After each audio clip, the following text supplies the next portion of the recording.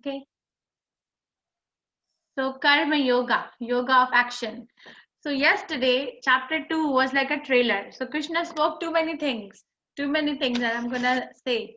There's a connection between chapter 3 and chapter 5. There are a lot of chapters like that. Chapter 7, chapter 9, chapter 14, chapter 17. So there are chapters which are connected and kind of are continuation for the last chapter. So this is what happened yesterday. That just a recap, that Krishna gave practically answers to all the reasons that Arjuna put forward to say that I'm not going to fight. Is my audio clear, Rohan, Ashwarya? Yes, Mataji. Okay, thank you. Yeah, clear audio. Thank you. So compassion was the first reason, and he gave knowledge, jnana, to Arjuna. He used the tool of knowledge to answer the question that you're applying the compassion to the body, but that's wrong. The compassion has to be applied to the soul because we're not the bodies, right? And then he said, no enjoyment. My family is going to be dead and gone. Who am I going to enjoy with? So Krishna used the tool of karma kanda, that you're going to enjoy anyway. Either you die, you'll go to heavenly planets, or you live and you enjoy the earthly planet, right? So that's karma kanda was used to by Krishna to use to give an answer. And fear of sinful activities. Then Krishna uses this word buddhi yoga in verse 33, 38, 53. So it is analyzed in the last one third of chapter 2. Krishna uses buddhi yoga word 10 times. So he's saying devotional activity has no sin. And I gave example of Vibhishan going against Ravana or Hanuman burning Lanka. So apparently in normal sense, it could be taken as a sinful activity, but it is the devotional service to Krishna.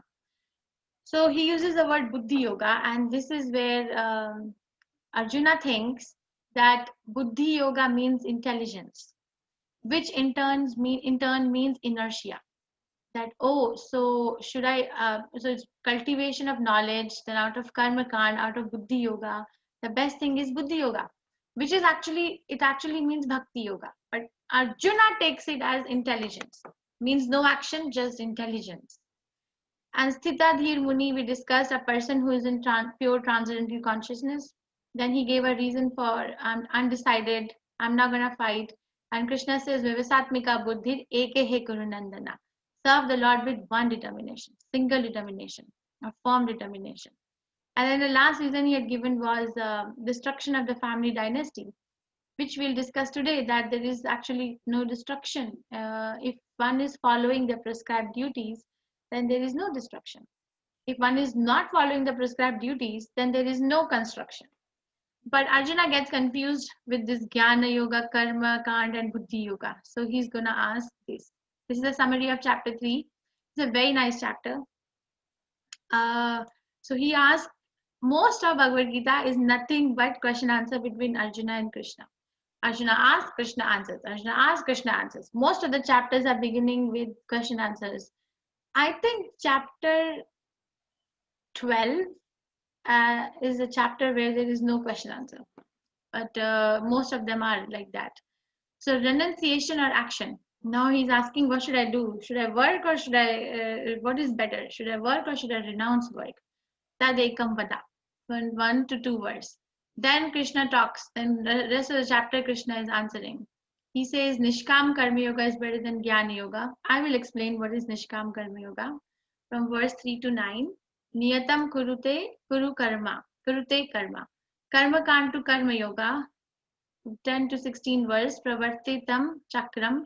And then lead by example. If you do a prescribed duty, you will actually lead by your example. 17 to 35. Yadiyad acharatit shreshtas. And then greatest enemy is nowhere but within you. 36 to 43 verse. Iham verinam. So now, as I said, Arjuna is confused. This way, that way, that way, the other way. What should I do? So he asks Krishna, Tadekam vada. What should I do, Krishna? You told me Buddhi Yoga is superior most. And according to him, Buddhi Yoga means intelligence, means inertia, which is the most common misconception people have about Krishna consciousness. They think Krishna consciousness is about inactivity, akriya. But that's not true. And he's having the same thing. So what should I do? Should I just meditate and cultivate jnana? Or should I work? What should I do? Okay, so this is the answer. This is a question he put. Arjuna said, "Oh Janardhana, oh Keshava, why do you want to engage me in this ghastly warfare if you think that intelligence is better than fruitive work? My intelligence is bewildered by your equivocal instructions. Therefore, please tell me decisively which will be most beneficial for me." So this is a very nice way to answer, to put an answer in front of authority.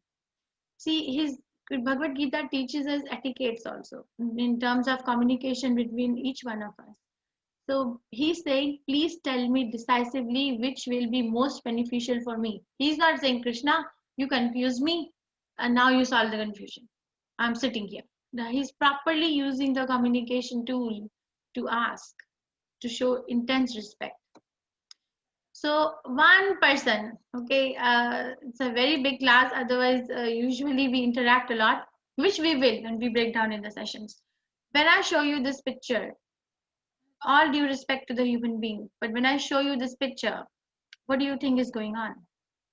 One person, please raise your hand. What is going on here?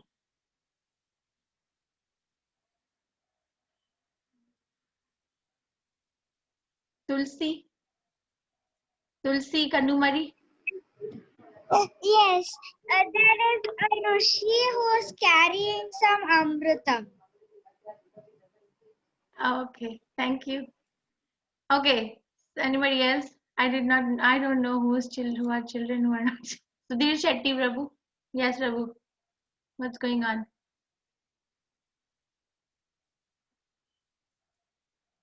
Okay, Chaitanya, Hare Krishna. Yes. What's going on here?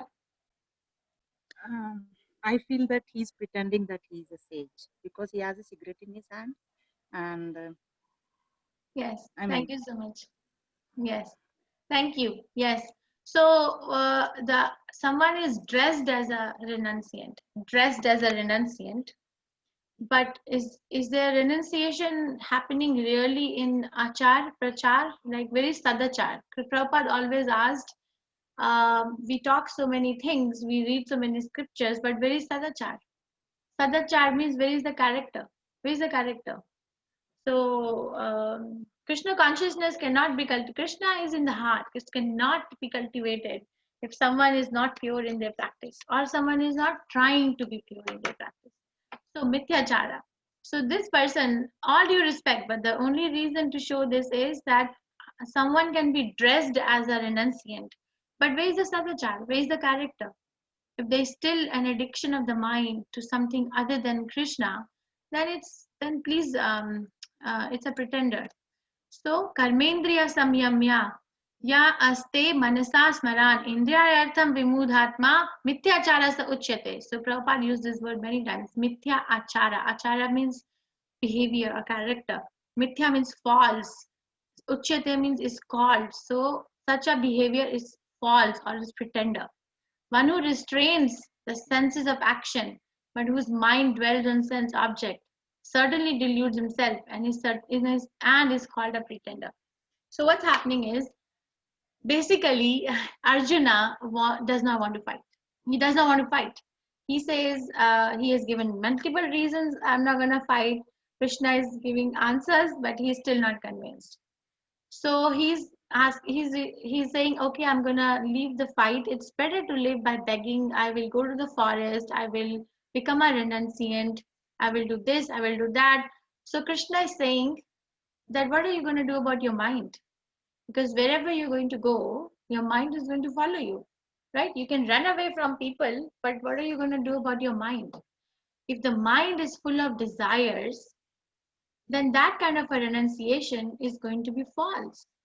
And such person becomes a parasite on the society. Krishna conscious person is a benefactor of the society, not a parasite. But such person whose mind has so many desires, but the dress is of a renunciant, is a parasite. actually that person cannot do any good to themselves. Forget about doing good to anybody else. So Krishna is giving him a warning that you are a Kshatriya, you're not a renunciant, you're not a sannyasi, you're not a meditator, that you're going to go to the forest and then you're going to sit down and meditate. But what are you going to do about your mind? And this is another story for our lesson in Srimad Bhagavatam 5th canto. Of course, they're very, 4th canto, sorry, they're very, very exalted devotees. And Vyasadeva takes their example to give us the understanding. But for our understanding only, like even reaching to such a high state of bhakti, someone can fall down. Like Bharat Maharaj, this is Bharat Maharaj. Bharat Maharaj was an exalted devotee of Krishna, was exalted. He actually was so much in Krishna consciousness that he left his kingdom. At the age of, in his 20s, he left his kingdom. He was the king of the whole world. He distributed his riches among his children, and he left his wives, he left his kingdom, he left his children, and he wanted to meditate. So he came to the jungle. He was on Bhava Bhakti. Bhava Bhakti is, there are 9 stages of bhakti. Shraddha, Sadhu Sangha, Bhajan Kriya, Anartha Nivritti, Nishtha, Ruchi, Asakti, Bhava, Prema. So he was on a Bhava Bhakti platform. Bhava Bhakti platform is like just before Prema Bhakti. So he was very exalted. But what happened there? Like he got attached to a baby deer, a doe. So even though he had left his kingdom, but he was still attached to a deer. And of course, this is for us to learn, because so when he passed away, when he left his body, he took a body of a deer because he was thinking of the deer at the time of his death. And the deer, and as a deer, he remembered why he became a deer. So Krishna gave that benediction, and he had to go through 2 more lifetimes before he went back to Krishna. So this is very dangerous. Just pretentiously becoming a devotee, and inside the heart there are so many desires and dirty things. Very, very dangerous. Somebody is unmuted. Please mute yourself. Just 1 second.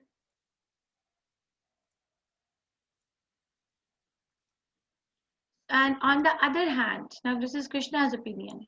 On the other hand, if a sincere person tries to control the active senses by the mind and begins karma yoga in Krishna consciousness without attachment, he's by far superior. So this is either Nishkam karma yoga or Sakam karma yoga. So a sincere person, this is King Pratap Rudra. King Pratap Rudra his pastime comes in Chaitanya Leela, Chaitanya Charitamrita.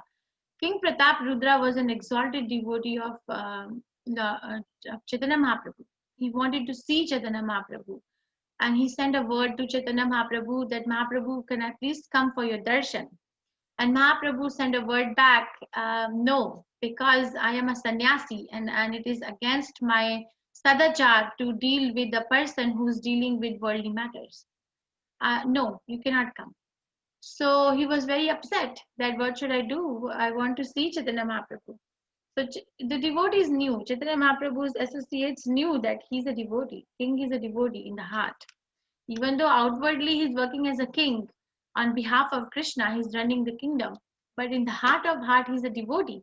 So the associates of Chaitanya Mahaprabhu gave an idea to King Pratap Rudra.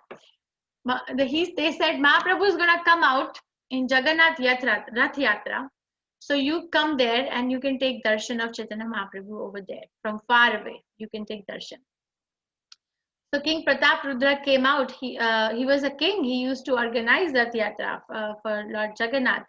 And he used to broom. You know, when we do Rath Yatra, there is a culture that when the Ratha is coming, before the Ratha comes forward, we clean the floor, we put the flowers or flower petals welcoming Krishna. So he was doing that menial service of brooming the floor, so that Jagannath can have a clean place to come into. So that way, Chaitanya Mahaprabhu saw him, and Chaitanya Mahaprabhu was very impressed that he's a king, but he's still brooming because he's Krishna conscious. So if a sincere person tries to control the active senses by mind and begins karma yoga in Krishna consciousness without attachment, he's by far superior. So yoga means linking oneself with God. Yo plus ga, these two Sanskrit words. Linking oneself with God is yoga. Karma yoga means activity, doing an activity or doing an action through which one can link oneself with God or Krishna. So this is Krishna's opinion. And then he's going to talk about sacrifices. He's going to say that work, and one may ask the question that is what Arjuna is trying to escape from. Arjuna does not want to work, and Krishna is telling him work. Now Krishna is going to teach how to work so that your work is not causing bondage. The concept of sacrifice is introduced here. Work done as a sacrifice for Vishnu has to be performed. See, work done as a sacrifice for Vishnu has to be performed. There are some words in communication which are very strong. Has to be, have to, should, must. These are orders. They're not. There's no other way. So has to be performed. Otherwise, work causes bondage in this material world. Therefore, O son of Kunti, perform your prescribed duties for his satisfaction, and in that way, you will always remain free from bondage. So, can anyone raise hand and tell me what bondage is Krishna talking about? See, he's writing here that otherwise work causes bondage in this material world. What is this bondage? What is this bondage that Krishna is warning Arjuna about? Yes, Sita. Hare Krishna. Hare Krishna Mataji, Hare I can only assume that they're talking about the intent behind the work rather than the, whether you're doing it as a sacrifice or you're doing it with some selfish motive. Okay, thank you so much. So, yes, she's right in saying that intent behind the word. Bondage means either I enjoy or I suffer my actions. So, let's say I do an activity, and there can be two things. Either I will enjoy the result of my activity or I will suffer the result of my activity. But both things are bondage. What is the bondage? The bondage is that I will still remain in this world. I will not go back to Krishna because I have not sacrificed my work or the results of my work to Krishna. I have put myself in the center of the activity. There is a book called Bhakti Rasamrita Sindhu, Nectar of Devotion by Srila Rupa Goswami Prabhupada.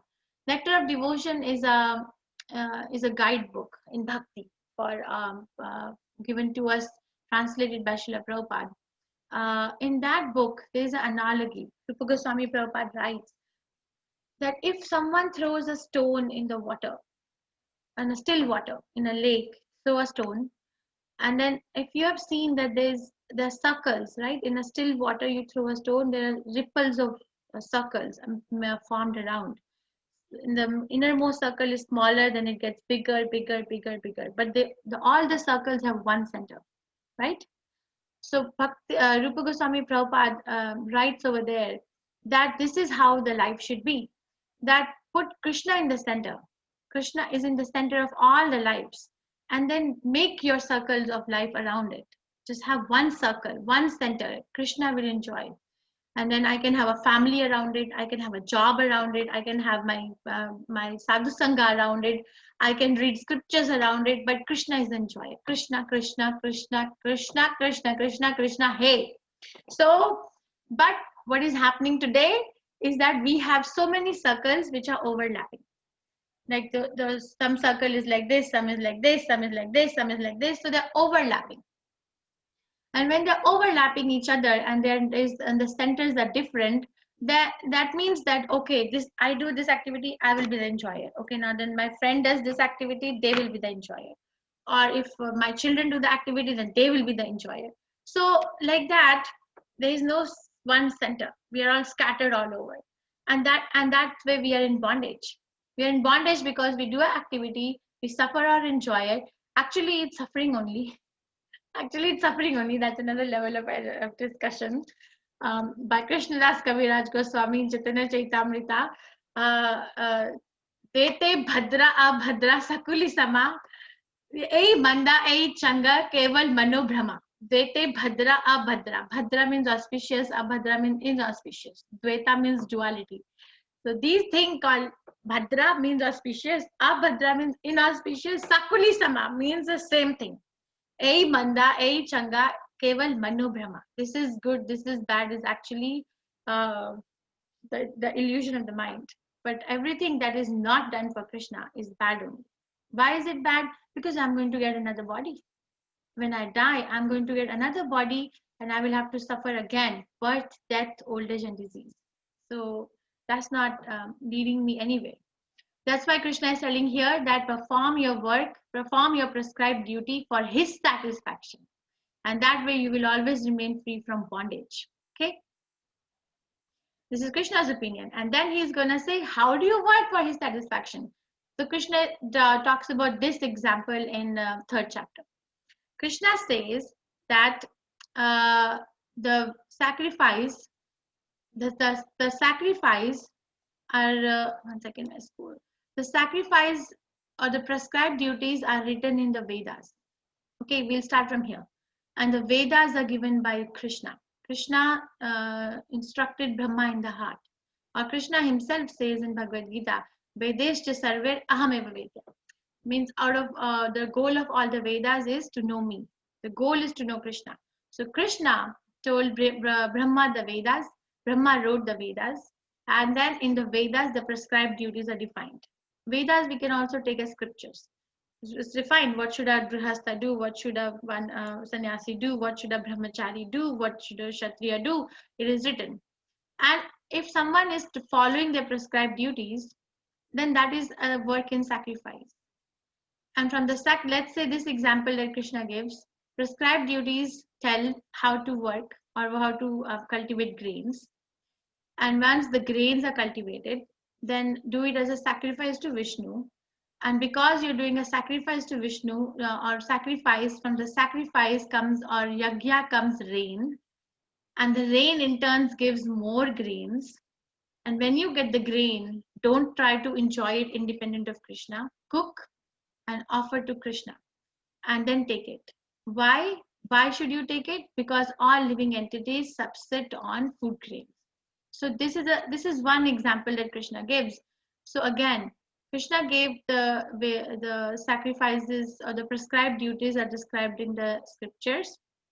By doing a sacrifice by doing a prescribed duty, one is performing a sacrifice, and when one is doing a sacrifice, it leads to rain. Rain leads to grain. Grain you cook and again give it to Krishna. So start from Krishna, end with Krishna, and partake as Krishna's offering. Not independent of Krishna. So this is the method of sacrifice described here. And then what is the best method of sacrifice or self-realization prescribed in this age group? Kali Yuga. See, every age, Satya Yuga, Treta Yuga, Dwapar Yuga, Kali Yuga, has a mode of sacrifice mentioned for the purpose of self-realization. For example, in Satya Yuga, the prescribed method of sacrifice for self-realization is meditation. Or in Treta Yuga, it is fire sacrifices. Or in Dwapar Yuga, elaborate temple worship. So what is the method of self-realization prescribed in Kali Yuga? Anybody?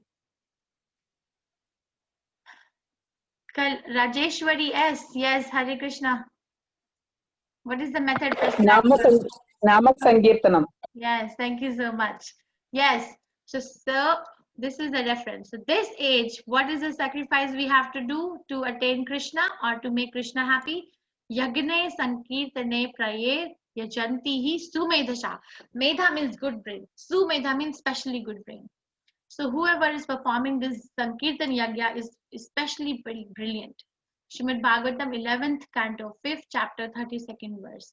Or Jai Shri Krishna Chaitanya Prabhu Nityananda Shri Advait Gadadhar Shivasadi Gaura Bhaktivinoda Hare Krishna Krishna Krishna Hare Hare Hare Ram Ram Ram Hare Hare. So again, Jai Shri, so Krishna himself says Yagne Nam Japo Yagno Asmi, that out of all the sacrifices, I am the sacrifice of Japa or Nam. In 10th chapter 25th verse, it's written in Bhagavad Gita. Again, you can chant, you all can chant Jai Shri Krishna Chaitanya Prabhu Nityananda Shri Advaita Gadadhar Shivasadi Gaura Bhakta Vrinda. Hare Krishna, Krishna Krishna, Hare Hare, Hare Ram, Ram Ram, Hare Hare. So this is the method of sacrifice for, to be given, to be done in this age of Kali. But going back to this cycle of sacrifice that Krishna gives as an example in 3rd chapter, what happens if someone is not offering to Krishna? What happens? Somebody cooks food and they don't offer to Krishna. They cook, they taste while cooking, and they just immediately eat. What happens? This is what is happening. 13th verse. The devotees of the Lord are released from all kinds of sins because they eat food which is offered first for sacrifice. Others who prepare food for personal sense enjoyment verily eat only sin. So if someone is not offering to Krishna, as simple thing as food which is cooked in every household, that morsel after morsel is eating nothing but sin. So dangerous. Sin, why? Because it is going to lead another body. And it is sinful. Because we are doing so many sinful activities when we are doing anything in this world. For example, if I take you to the mechanics of cooking and sin associated, some of the things which we can realize is when I'm washing the vegetables, there's so many living entities dying. When I turn the gas on to cook, so many living entities die. When I'm cooking, so many living entities die. When I am eating, there's so many microorganisms in the mouth. They die. It's sin. It's even though I know or I don't know it is happening, and it's a sin. So, but if food which is offered to Krishna, such a simple activity, and Krishna takes the sin and makes the food sanctified, and I don't take birth again. I go back to Krishna. Yagna shishta shinaha shanto muchyante sarvakil vishahe bhunjante te tva agha papam se pachanti atmakarinat. So morsel after morsel, sin only. See, this is, we had a very big discussion on this verse once. Verily eat only sin. So they are tasting only sin. The taste is sin. Krishna is himself saying here. And all living entities subsist on food grains which are produced from rain. Rain are produced by performance of yagya or sacrifice, and yagya is born of prescribed duties. So this is the cycle that I just explained all of you. Therefore, without being attached to the fruits of activities, one should act as a matter of duty, for by working without attachment, one attains the supreme. So again, I'm bringing to your consciousness, Krishna consciousness or spirituality is not armchair philosophy. It is not inertia. It is about working, but working in a skill that I'm working and I'm not getting bonded. I will not get bonded. And, because Krishna will be the enjoyer of my work and my activity. Yad yad acharati shreshtas tat tad evataro janaha sa yad pramanam kurute lokastad anuvartate. So what he's saying is, sorry, my font is, whatever action is performed by a great man, common men follows in his footsteps, and whatever standards he sets by exemplary acts, all the world pursues. So Krishna gave one reason to work, is that, okay, work because it is your duty to work. And if you don't follow your prescribed duty, then you're not following the scriptures and you're committing sinful activity. And then the other reason that Krishna gave Arjuna to work is work, and work in a sense that you don't get bonded. So work for me. But that is the ultimate thing of the sacrifice, that you work for me means you work and you give the fruit to me.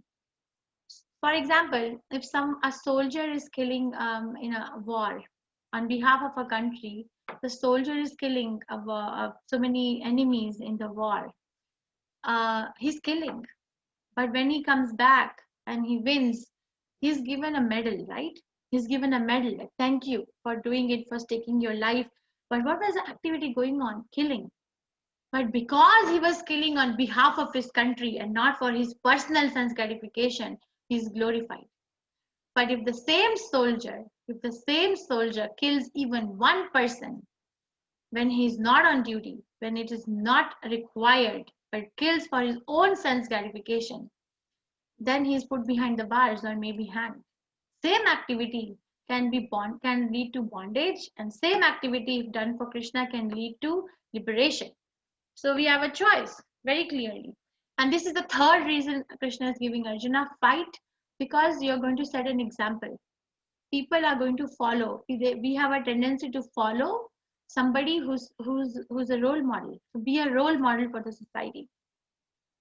And the three things a leader needs to build a trust in the followers. There are three things. If you further read third chapter, the three things is the leader should be charitably disposed.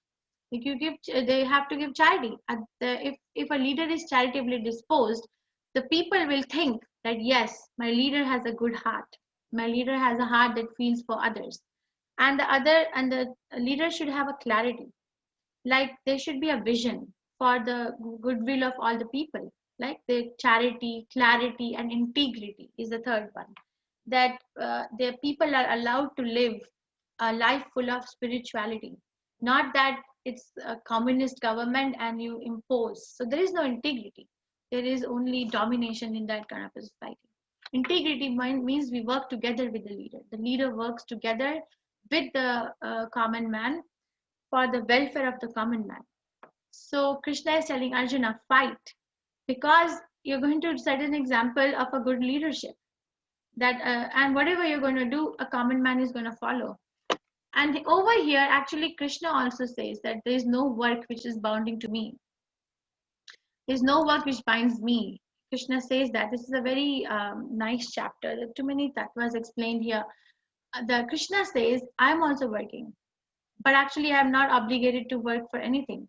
But I still work. You know, Krishna lives Govardhan Hill. Krishna kills so many demons. Krishna plays around with his friends. Krishna has nothing to do. Natasya karyam karanam cha vidyate. There is no work that Krishna has to do. He's not like a common person that if I don't have a job, then I don't have a money. His life is not like that. He has nothing to do, but he still chooses to set an example. So he's saying, I'm also doing it. To set an example, you must also do, because you must follow me. So as not to disrupt the minds of ignorant men attached to fruitive results of prescribed duties, a learned man should not induce them to stop work. Rather, by working in the spirit of devotion, he should engage them all in all sorts of activities for gradual development of Krishna consciousness. This is another argument Krishna is putting, work. So far Krishna put three arguments, right? Work, because it is a prescribed duty. Work, because according to your prescribed duty, you have to work and give me the result. So sacrifice your action and your result. Work, because you will be working to set up an example of a good leader. And also work, there are some people, most of the people are not working to give results to Krishna, but they're working because they want to enjoy, work and get money or get profit and enjoy life. There's no Krishna in the life, and Krishna is saying that's okay. Don't be a good leader. Don't try to have them stop working, because if they don't work, then they cannot even maintain their physical body. Forget about spirituality. The physical body itself cannot be maintained if someone is not working. So Krishna is telling Arjuna, let them work. That's okay. Let them work. But a learned person should not induce them to work, but rather working in the spirit of devotion, he should engage them in all sorts of activities for the gradual development of Krishna consciousness. He's saying, if you become a leader tomorrow, there are going to be people who are working, but they don't want to give me the result of activities. Then you as a leader, try to engage them in some way that they continue to work and they also get released from the bondage of birth, death, old age, and disease. So you as a leader will be able to do it. So that's another reason for you that why you must work, why you must fight. For example, this is a so nice painting devotees made in Thailand. So this particular person, for example, is tilling the field, the land. And what is the farmer thinking? That I'm going to till the field, I'm going to have good rain, I'm going to have good grain, and I'm going to sell it in the market, and I'm going to get so much money and I'm going to have such a comfortable life for the rest of the year after the grain season is over. So there's no Krishna there, right? There's not thinking that I'm going to get the grain and I'm going to offer the food. So Krishna is saying that's okay, but have them when they cook the food. If they don't want to give me the whole profit of their penny of the business, then when they cook the food, teach them, Arjuna, that they can offer it to me.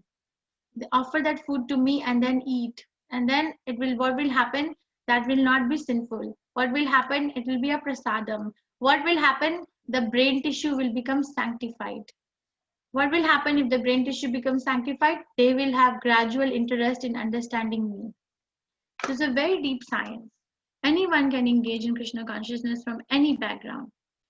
Now he's going to say that this is the fifth reason now, right? He's going to say that why one is not working.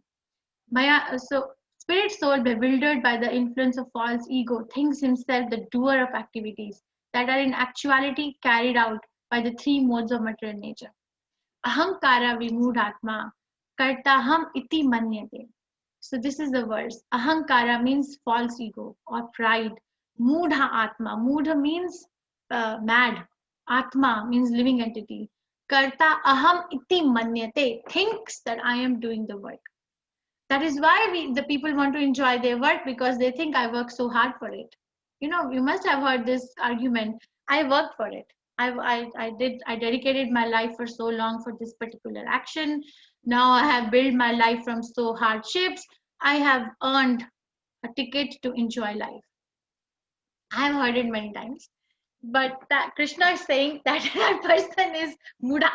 Muda means dull-headed, because he's thinking that he's working or she's working. Actually, no. Who is working?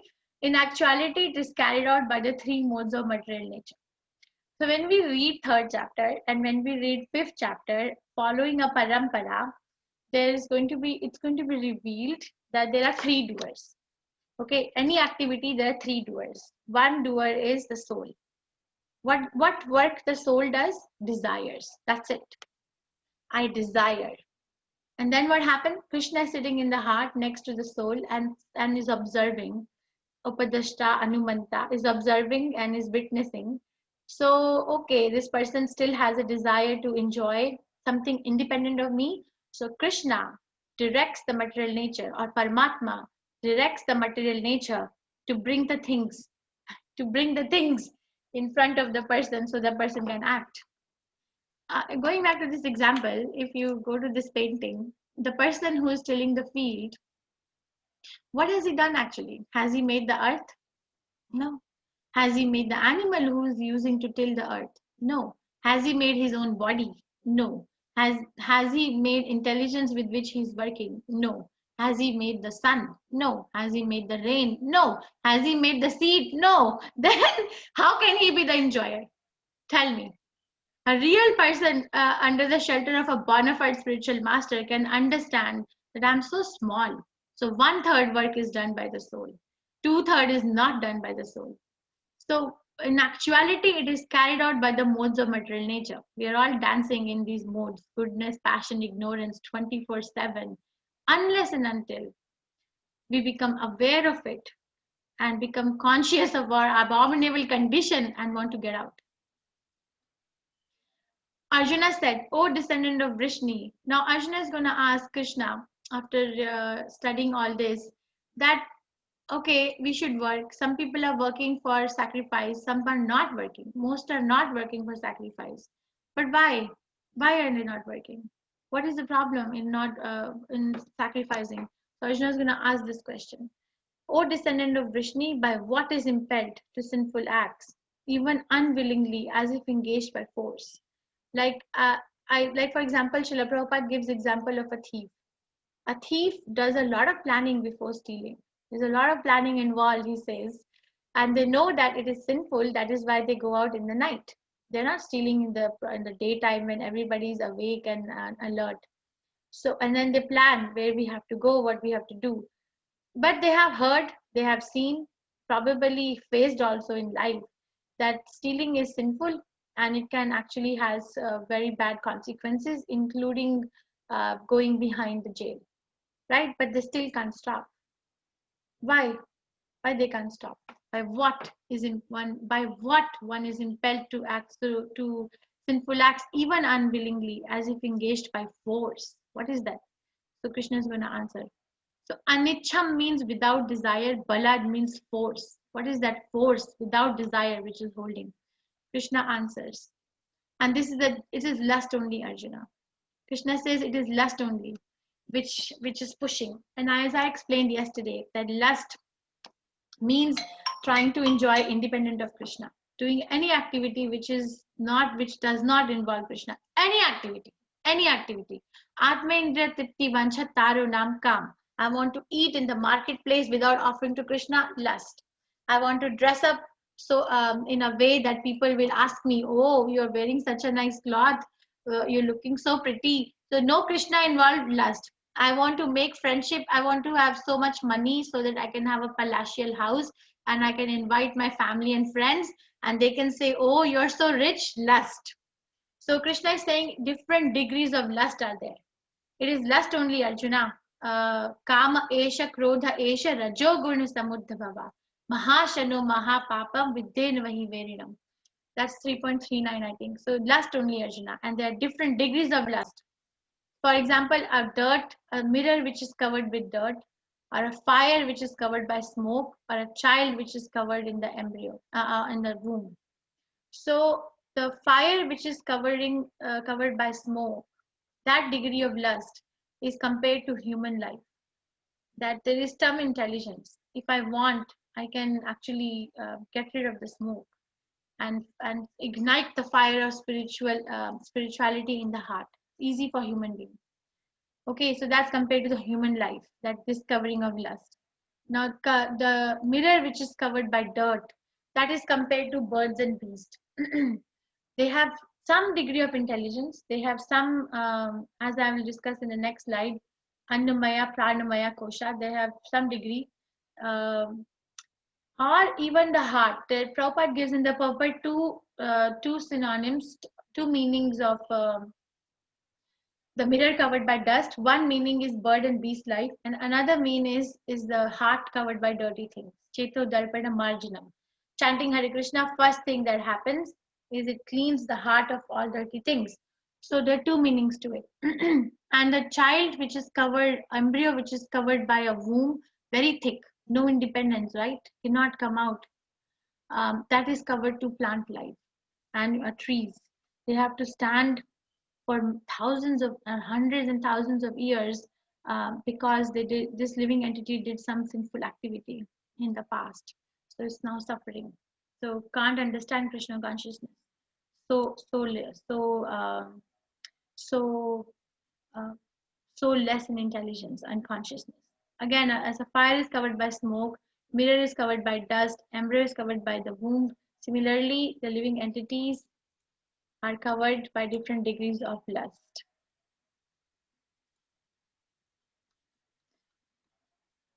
Again, the same thing. So bird and beast life, mirror, covering the mirror covered by the dust, and the embryo covered by the womb is compared to the plant life, and fire and smoke is compared to the human being.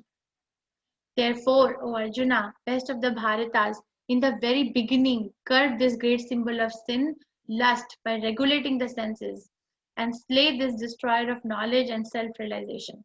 So Krishna is saying that people are not able to do sacrifice because there is degree of lust. And then he's saying, okay, now how to get rid of it? Check it. Check it in the beginning. And how do we check it in the beginning? Thinking process. Thinking is the first process where it enters. To check your thinking. How can we check the thinking? By chanting Hare Krishna Mahamantra. So you regulate. So Krishna consciousness is not about repression. It's not about, oh, we can't have good food, or we can't have good association, we can't have good music, we can't have good life. We have to like sit in renunciation and do so many austerities. It's not like that. There's a regulation. And what is the regulation? Enjoy life through Krishna. Put Krishna in the center. You cook so many things. We make hundreds and thousands of varieties of food which people may not have even heard of. and we offer it to the deities and we enjoy it. And we have such nice Harinam. I was playing Mayapur Kirtan Mela, right? Lokanath Maharaj Kirtan. So nice. People are dancing. When you come to a Harinam like that, you'll forget. We forget everything. We can dance, chant on the street itself. We don't need big clubhouses for that. And we can dress nicely for the pleasure of the deities. My consciousness should be, I must be very clean internally and externally. Krishna will be pleased by that. Not that, okay, people, I will attract people's eyes so I get the appreciation. The whole thing is destroyed. That's a pretender. And this is a very nice analogy of different levels of consciousness. So, bodily platform, somebody who is on a bodily platform cannot go beyond the body. I am the body, and the goal of my life is to enjoy my senses. That's it. I am the body. So there is no restriction to have any kind of intoxication. Like, sorry, drink wine, smoke cigarette, jo bhi karo, because I'm the body. That is the consciousness. It's compared to Annamaya Kosha. I'm sorry. Yeah, Annamaya Kosha. Like my only objective in life is to eat and drink. Then sensual platform. So the the active senses is superior to dull matter. So sensual platform, such a person, now I'll give you Navanishta Prabhu's example. Such a person is using its senses is better than the person on the bodily platform because it's working. There's some activity there. And Prabhu gives example that let's say that it's afternoon and one person is entering a liquor shop to drink liquor in the middle of the day, and that person has no foundation that whether I'm going to, this is going to destroy my rest of the day or I'm not working, no foundation, just go and drink. Then there's another person on the sensual platform who will want to go to the liquor shop, but rather goes to the juice shop next to the liquor shop, but from the corner of the eye is looking because the desire is I want to go there. But then there is some intelligence that this is not the time, I need to work. So that's sensual platform. And beyond that is a higher platform called mental platform. That person will say, these activities are addiction. I'm supposed to cultivate something bigger. So the person becomes inquisitive. Such a person is Jnani, Jnana platform. Such a person is relishes classical music or reading books rather than enjoying or contemplating. They don't have that desire. And beyond that is intellectual platform. So intellectual platform, a person will become more curious. Am I a mind? Am I senses? Am I a body? What am I? What am I? What is it that I'm made of? So it's becoming rightly inquisitive. So that's Vijnana platform. I want to know what am I or who am I? And then the highest platform is the happiness. The happiness which is coming from within, and that is the spiritual platform. So that's Ananda. Satchitananda platform, a spiritual platform. The person who is really situated in spiritual platform is not fighting with these lower things. And this is the verse. Indrani para ahur, indrabhya param manaha, manastu para buddhi, yo buddhe parastu saha. What it means is, sorry about it, that the working senses are superior to the dull matter. The working senses are superior to the dull matter. The intelligence is still higher than the senses. Sorry, the working senses are superior to dull matter. Mind is higher than the senses. Sorry, intelligence is still higher than the mind. And the soul, is even higher than the intelligence. So we have these levels of gross and subtle body within us. Working senses are superior to dull matter. Nobody likes a lazy person just lying around. There should be some action. Mind is higher than the senses, but there should be action, which is so Prabhupada said there are 4 categories of people. Okay, one is called lazy fool, other is lazy intelligent, another is busy fool, and another is busy intelligent. So out of lazy fool, lazy intelligent, busy fool, busy intelligent, Prabhupada said lazy intelligent is the best, and busy fool is like dangerous. So what is lazy intelligent? Lazy intelligent is, for example, a judge sitting on a high court bench. So what is he doing? Lazy.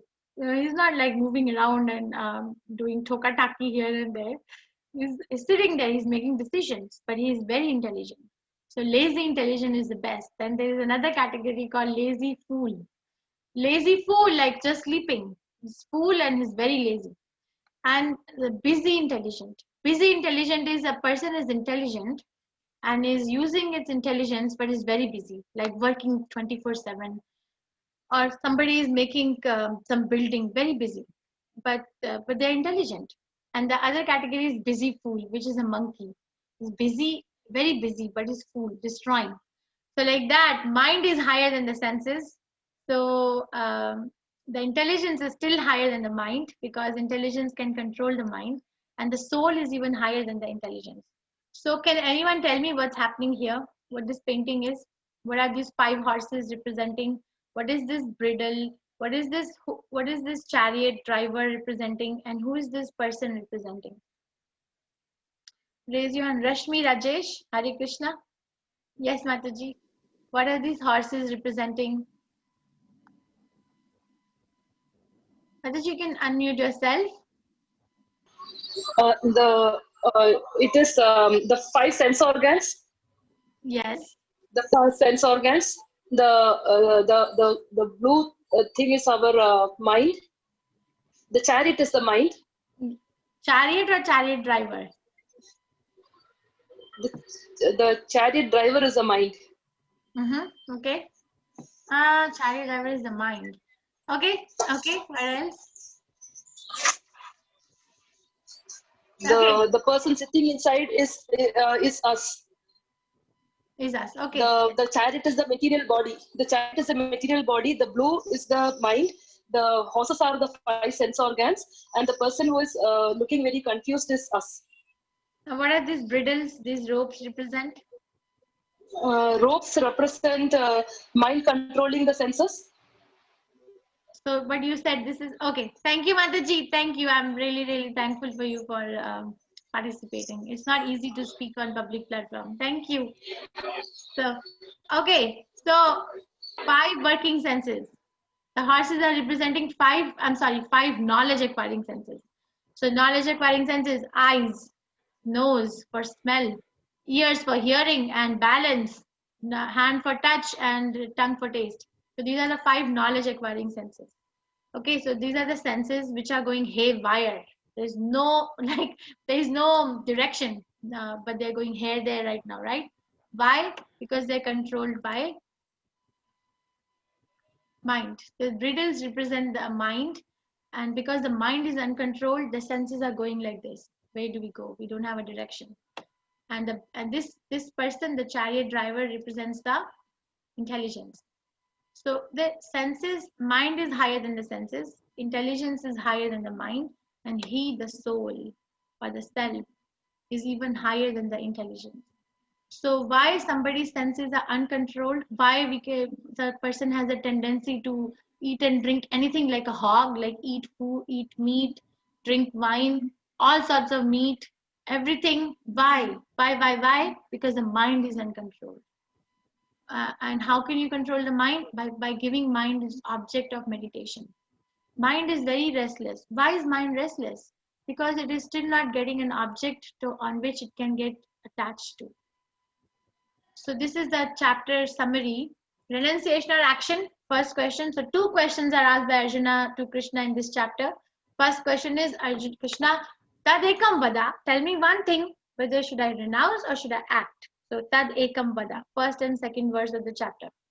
Then Krishna gives his opinion till 9th verse, explaining Nishkam Karma Yoga is better than Jnana Yoga.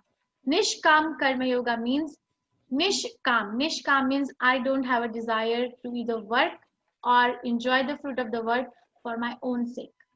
I work and I give the result of my work completely to Krishna. That's Nishkam Karma Yoga. It's better than Jnana Yoga. Niyatam Kuru Karma. Niyatam Kuru Karma. Then karma kand to karma yoga. Like karma kand is a person not offering food to Krishna is verily eating only sin. Do the same action, but give it to me. So that becomes karma yoga from 10th verse to 16th verse. Pravartim chakram. Lead by example. Another reason given 17 to 35 verse. Yad yad acharatit shreshtas. The greatest enemy. Why someone is not able to do this? Why someone is not able to do 3?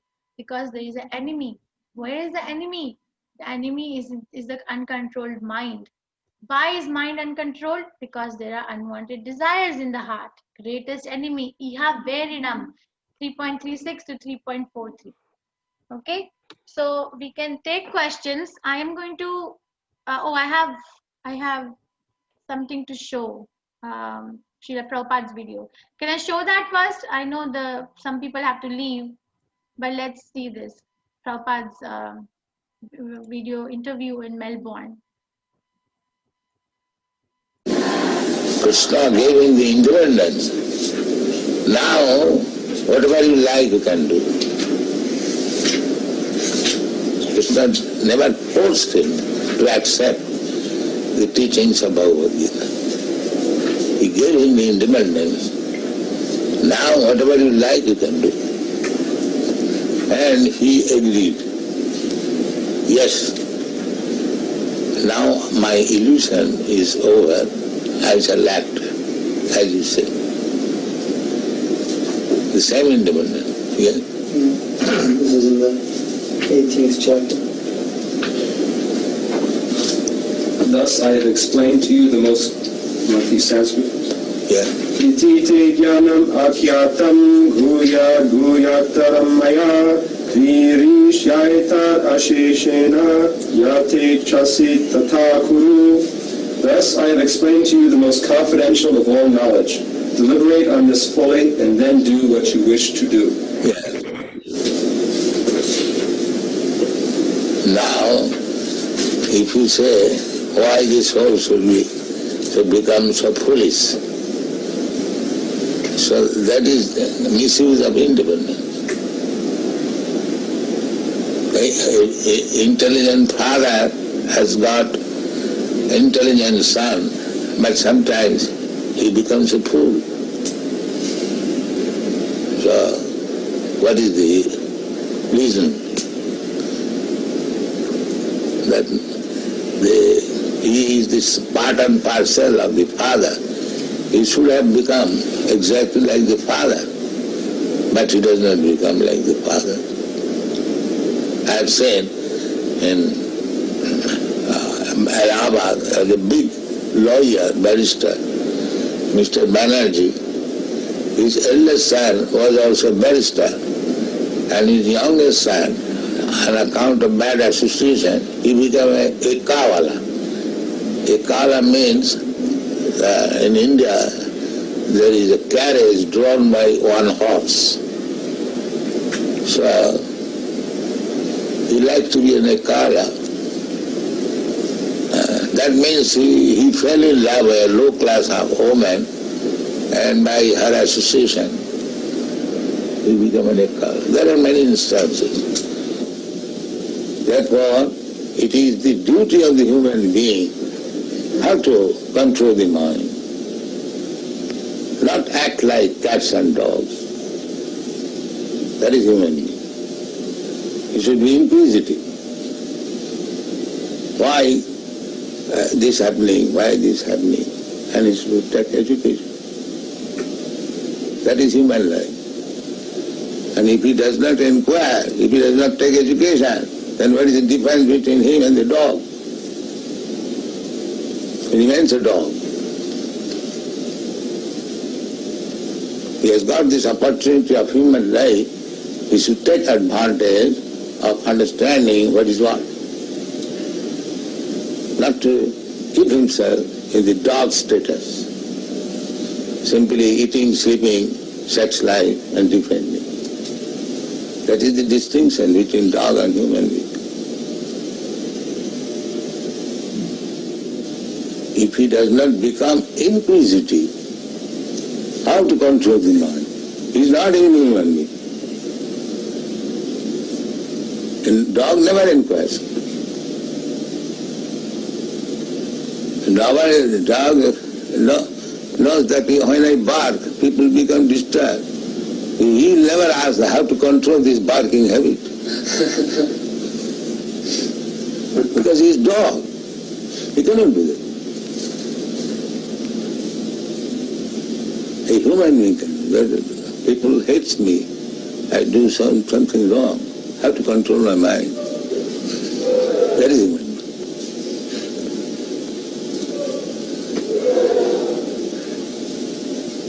That is the difference between human being and dog.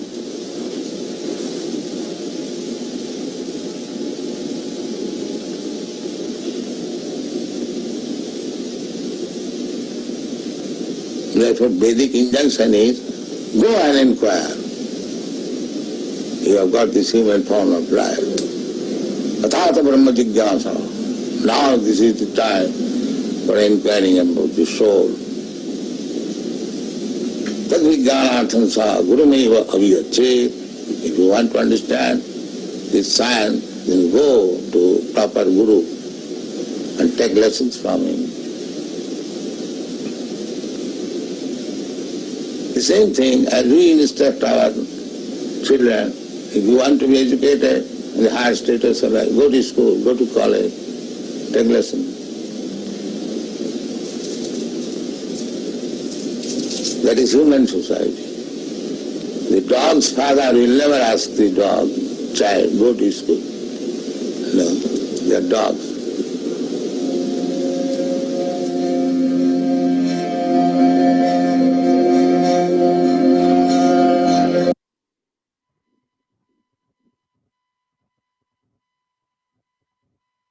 You are muted, Mataji. Thank you. The Srila Prabhupada. Thank you, Mataji, for telling me. The Srila Prabhupada. Srila Prabhupada's voice is very, very effective. So I'm gonna do the breakout rooms, and the breakout room time limit will be 15 minutes. Then I'll bring you all back in 15 minutes, okay?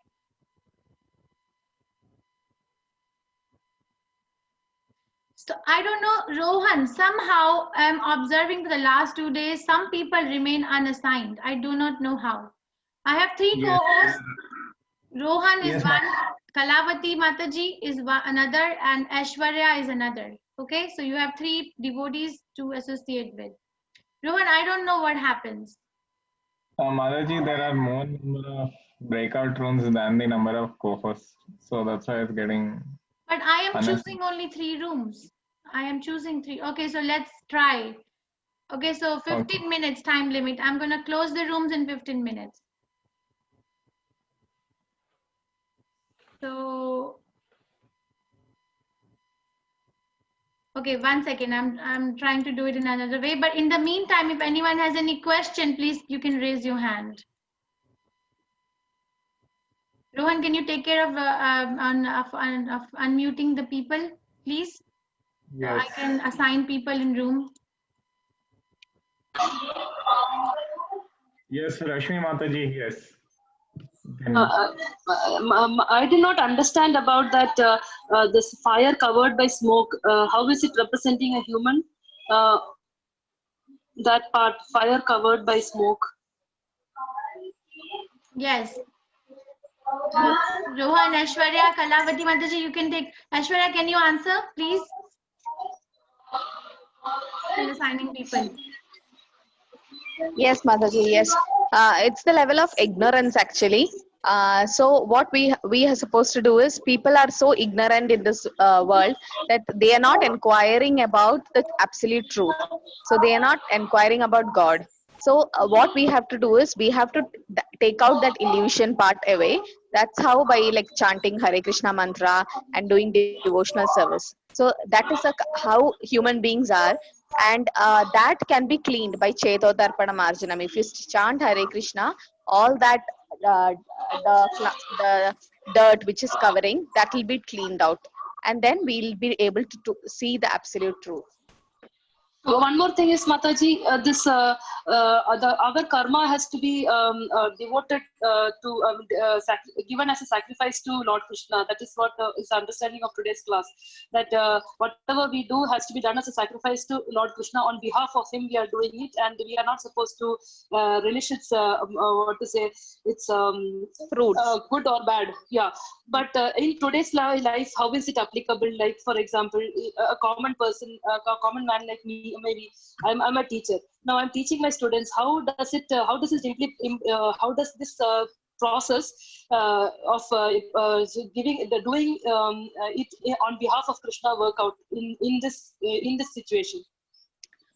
Yes, Mataji. So you are working and you will be getting some money. That is your fruits, right? So whatever income you're getting, so you can use it for everything, like making food and all that. But you offer it to Krishna, take it as a prasad, and a part of your income can be used for devotional services. Like you can contribute to the temple, you can give for book distribution, for prasada seva, like that. So one part of your, like, it's like you are not completely enjoying the fruits, so one part of it you are sacrificing. That is like a karma yoga. You are connecting to Krishna through your karma.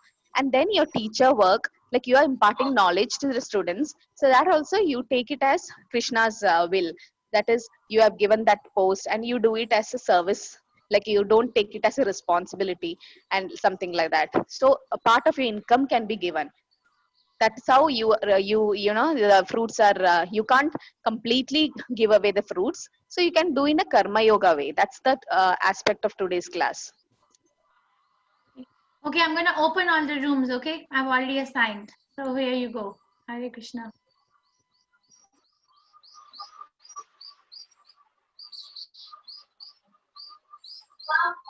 Hare Krishna. So, okay, so whoever is remaining with me, still in progress. Yes, you can raise your hand for me. Supraja Murali. Yes, you have a question? Please unmute yourself.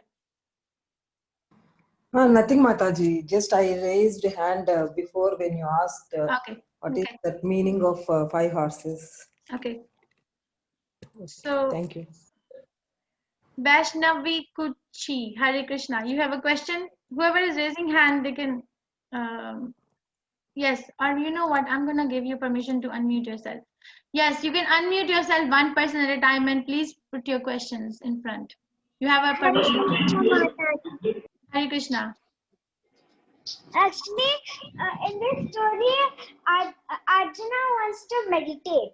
Oh, why do he really want to meditate, or he pranking that he want to escape fighting? What do you think? I feel that he's trying to escape fight. Yes, probably because he has a doubt, right? Because he still has a question. For example, when your mama wakes you up in the morning to go to school, but you want to sleep, and you tell your mama, I'm sleeping 2 minutes more, I'm sleeping. So you really want to sleep, or you really want to go to school? So that's what Arjuna is doing, because he does not know what to do. Okay, thank you. Okay, Hare Krishna. Yes, Mataji, whoever was asking me. Hare Krishna, Mataji. Hare Krishna. Can you explain the 9 stages of Bhakti Yoga? Yes. First stage is Shraddha, faith. Like somebody needs to have a faith that this is the way I want to check out these people, what they're doing. Please, Sumati, please wait for your turn. And the second stage is when the person comes in with the faith, enters the temple. Then what happens? Then Sadhu Sangha. There are devotees over there. They're going to associate with devotees only. And when they're associating with devotees, then what is the action? They're not going to ask the price of what kya bhav hai. You know, they're not going to talk about stock market. Then what are they going to talk about? Bhajan Kriya. So Shraddha, Sadhu Sangha, Bhajan Kriya, Anartha Nivritti. Because of Bhajan Kriya and association, Anartha Nivritti, all the unwanted things from the heart go away. Then Ruchi, person gets a taste.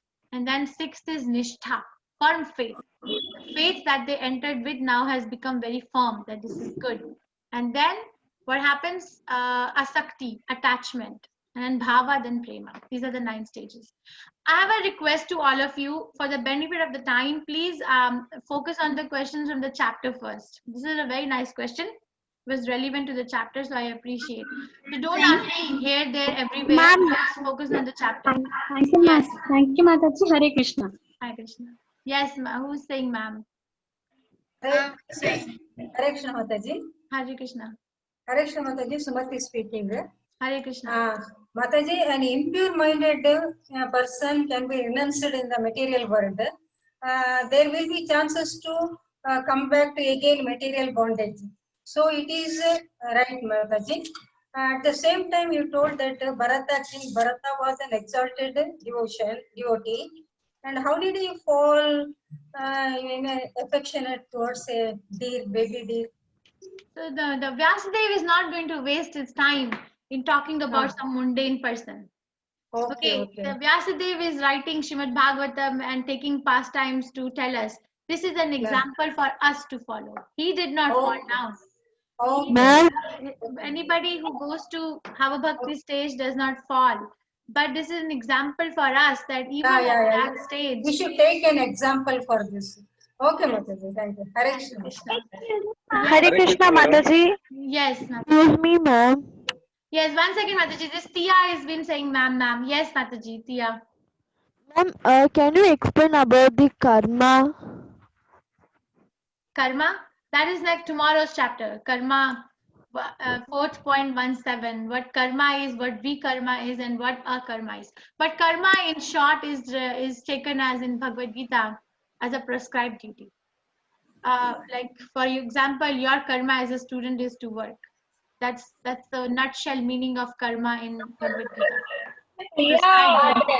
Hare Krishna, Mataji. 1 second, Prabhu. 1 second. There was one Mataji before you. I will take your question, but can I please ask her, whoever was asking after this child? Mataji, I had a question. Yes. Yeah, I just missed the 4th stage of bhakti. Can you please explain once more for me?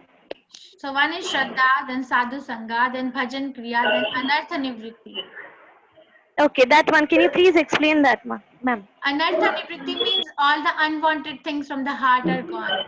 That I want something else other than Krishna. Anartha means waste or thing which is not important. Okay, so that goes away. For example, a devotee is not struggling whether I should watch a movie or I should go to the Harinam Kirtan. There is no struggle. The desire is gone.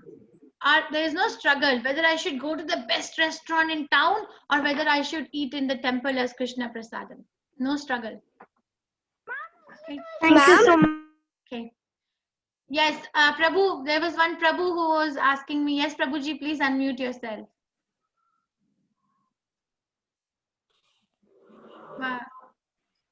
Prabhuji, one Prabhu was asking. So I'm going to take away the permission to allow you to unmute because there's a little bit disturbance.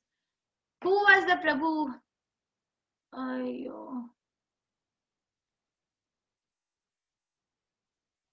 So Prabhu, there was one Prabhu who was asking me a question. Please unmute yourself. Yeah. Yes, Prabhu.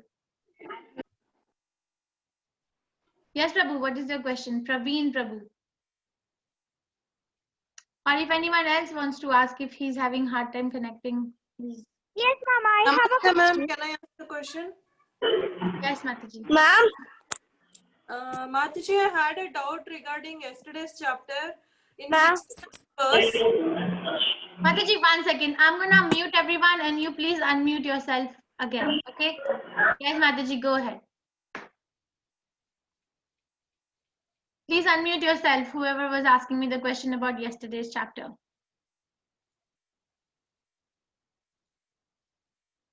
We have 5 minutes remaining, so please make the best use of the time.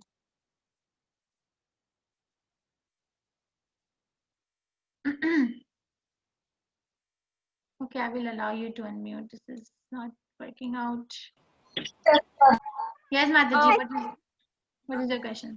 Yesterday's verse, ma'am, 69th verse. What is night for all beings is time for awakening for self-controlled. That verse, can you explain that verse, ma'am? Did you read Prabhupada's purport? Yeah, I was reading. What did he say? could you elaborate on that? Yeah, sure. But where did you get stuck up? Because Prabhupada gives a very nice purport to that verse. I felt like the person who don't know Krishna feels like I am doing the work, or that is the thing I felt. Okay, let's go over the verse. 1 second. I'm going to share my screen with you, okay? So this is the verse. What is night for all beings is the time of awakening for the self-controlled. And the time of awakening for all beings is the night for the introspective sage. Yes. There are 2 classes of intelligent men. One is intelligent in material activities for sense gratification, and another one is introspective and awake to the cultivation of self-realization. Activities of the introspective sage or thoughtful man are night for the person who are materially absorbed. Materialistic persons remain asleep in such a night due to their ignorance of self-realization. The introspective sage remains alert in the night of materialistic men. The sage feels transcendental pleasure in the gradual advancement of spiritual culture, whereas a man in materialistic activity, being asleep to self-realization, dreams of varieties of sense pleasure, feeling sometimes happy, sometimes distressed in his sleeping condition. The introspective man is always indifferent to material happiness and distress. He goes on with his self-realization activity undisturbed by material reactions. I can give you a simple example. See, the simple example is that, for example, you have people who, a devotee will get up at 3 in the morning, no problem. Because devotee knows that I want to, this is the time to serve Krishna. This is Brahma Muhurta time, I want to go and serve Krishna. But a materialistic person will sleep very nicely and snoring at 3 in the morning. Because they think it is a time for me to sleep. They will sleep till 10 in the morning, or whatever. That's very late for a devotee. Because a devotee is very busy in chanting Hare Krishna at 3 in the morning. That is a simple example. So what is night for a person who is not Krishna conscious is very well a day for a person who is in Krishna consciousness. Are you understanding? Yes, yes. Ma'am, Yes, ma'am, can I ask you a question? Thank you, Mother. Hi, Krishna. Yes, please ask a question. Yes, whoever is asking, can I ask a question? Please ask a question. Ma'am has no question. Can they leave? Who has no question? Can they leave? 1 second. Yes. Ma'am. Yes. Ma'am, when is Yadayadai Dharma chapter, ma'am? Yadayadai Dharma says tomorrow. Tomorrow, 4th chapter. Okay, okay, so I'm going to close the room in 2 minutes. If someone has any question from this chapter. Mataji, in nutshell, this chapter is talking about how we have to sacrifice our work, our result of our work to Krishna. That is the nutshell summary of this chapter. That's Sakam Karma Yoga. In nutshell, this chapter is about 3 things. One is that Nishkam Karma Yoga means that I work and dedicate the fruits of my work, both the things, to Krishna. I don't work for myself, and I also don't cultivate the result. For example, a devotee going for book distribution. Right? They're going for book distribution because they want to preach Krishna consciousness to others, and the money that they get out of the sale, they're going to give it to the temple. So that's Nishkam Karma Yoga. And Sakam Karma Yoga is what you are telling. That is also fine. Like I work and I get some money, artha, out of my work. And then what happens? That I give a part of my artha to someone. Like let's say if I'm earning 100 rupees, I give 2 rupees to the temple, and I keep 98 rupees for my own self. So that's Sakam Karma Yoga. I am still attached to the And the third thing that Krishna is talking about is Karma Kand, when he's saying that you cannot even maintain your material body without working. He says from all aspects. One should work. First example he gives is material body cannot be maintained.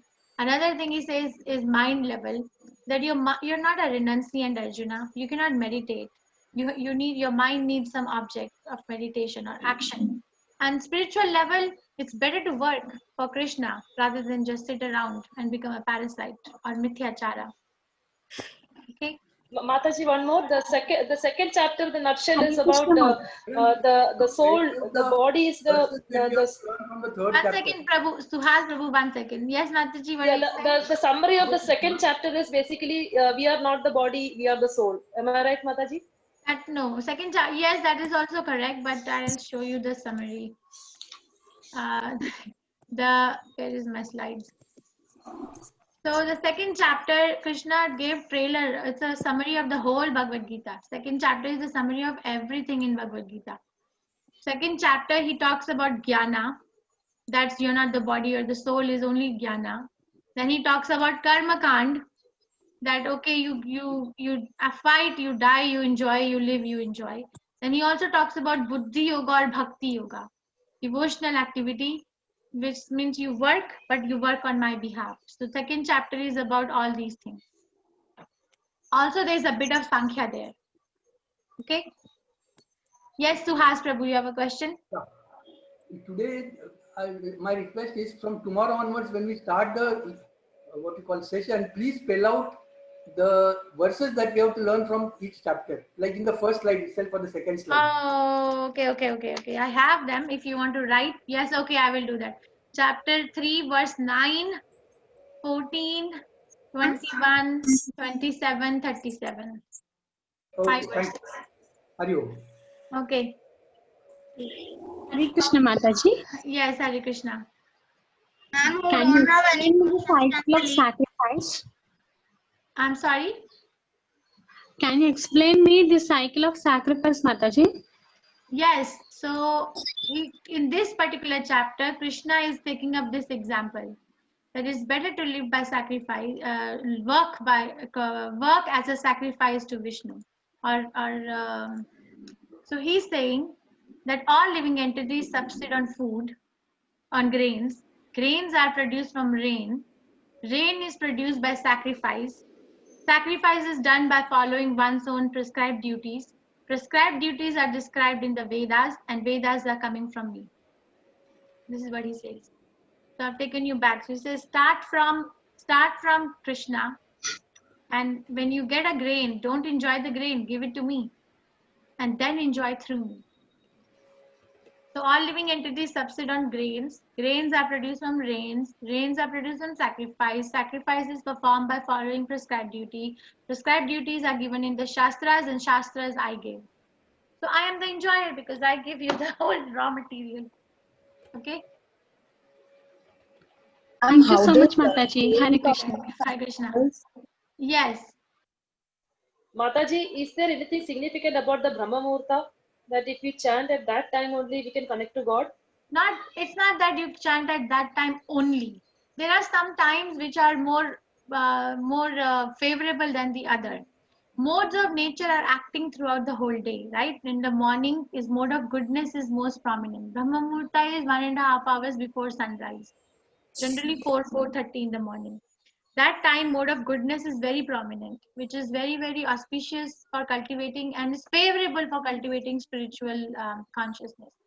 Middle of the day from like 8 a.m. to in the evening 5 p.m. mode of passion is very prominent. People are running here and there to earn money, to work, to study, right? Mode of passion is very prominent.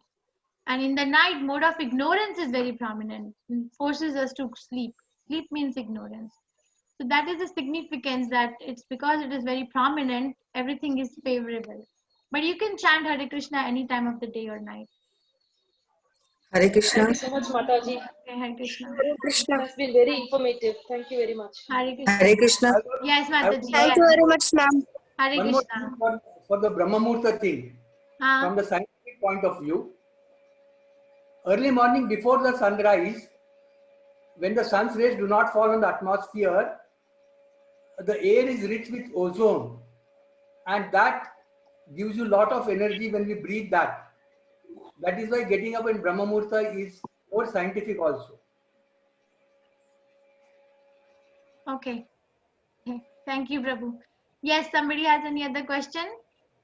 Ma'am, I had a question related to the sacrifice that you showed the slide. how is sacrifice related to rain? I didn't understand that. How do you get rains from sacrifice? Oh, you have not heard of Indra Yagya that devotees in Vrindavan wanted to do because Indra is the lord of rains? You have not heard of that pastime I can solve. in Krishna? I want to solve. One Hello. second, Mataji. So, see, Mataji, rain over here. This is the verse. All living bodies subsist on food grains which are produced from rain. Rain are produced by performance of yagya, and yagya is born of prescribed duty. So yagya, rains are controlled by a demigod Indra, right? He is the controller of the rain. So if someone is taking benefit from him and is not giving him the due credit, then is a stain evasa uchyate. Is called thief only. So that is where the way sacrifice is performed in a nutshell. Okay, so I'm going to close the rooms and we will all come back to the rooms.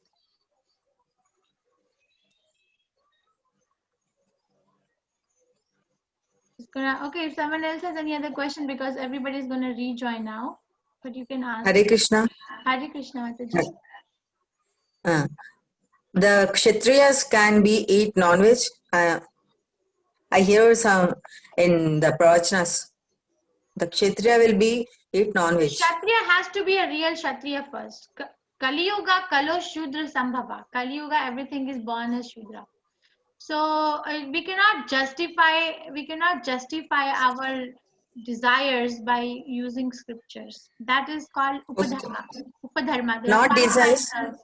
So Kshatriyas can kill, Kshatriyas can drink wine, Kshatriyas can eat non-veg, but a Kshatriya has to be testified, this particular person is a Kshatriya, by three things: Guru, Sadhu, Shastra. I cannot imagine in my own mind that I am a Kshatriya. No. One more George. Okay. Please. Yes. Hello. Yes, the Kshatriya, in the olden days, the means the Kshatriya can eat, then they will serve to Krishna the non-veg. No. I don't know the details, but the answer is no, because Krishna very clearly says Patram Pushpam Phalam Toyam. Hare Krishna Mataji. Hare Krishna Mataji, I have a doubt. Mataji, why did? Yes, 1 second. One Mataji is already asking question. Please wait for your turn. Thank you. Yes, Mataji, go ahead. Whoever was asking.